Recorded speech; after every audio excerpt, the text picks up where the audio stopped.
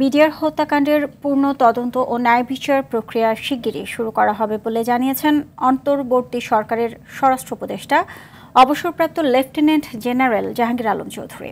সচিবালয়ে সাংবাদিকদের সঙ্গে আলাপকালে তিনি একথা জানান। স্বরাষ্ট্র উপদেষ্টা বলেন, বর্তমান সরকার জনগণের অধিকার, সুশাসন ও ন্যায় বিচার প্রতিষ্ঠায় বদ্ধপরিকর। বিস্তারিত জানাচ্ছেন নাজিব ফরায়েজি। আরএফএল ওয়ারড্রপ, প্রিয় সব পোশাক যত্নে থাকবে আরএফএল ওয়ারড্রপে।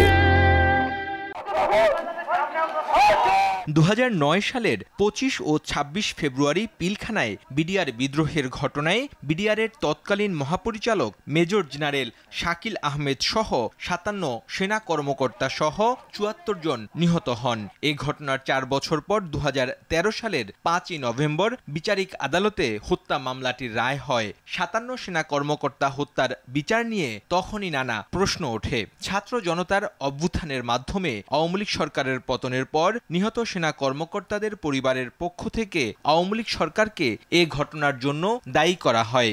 ওই ঘটনাকে পরিকল্পিত হত্যাকাণ্ড উল্লেখ করে স্বাধীন তদন্ত কমিশন গঠনের দাবি জানান সাবেক বিডিআর সদস্যরা। সচিবালয়ে একজন সাধারণ নাগরিক ও সেনাবাহিনীর সাবেক সদস্য হিসেবে বিডিআর হত্যাকাণ্ডের ন্যায় বিচার চাইলেন স্বরাষ্ট্র উপদেষ্টাও। সঠিকভাবে এ হত্যাকাণ্ডের পুনর্তদন্ত ও ন্যায় বিচার প্রক্রিয়া শিগগিরই শুরু হবে বলে জানান তিনি। বর্তমান সরকার জনগণের অধিকার, সুশাসন ও ন্যায় বিচার প্রতিষ্ঠায় বদ্ধপরিকর।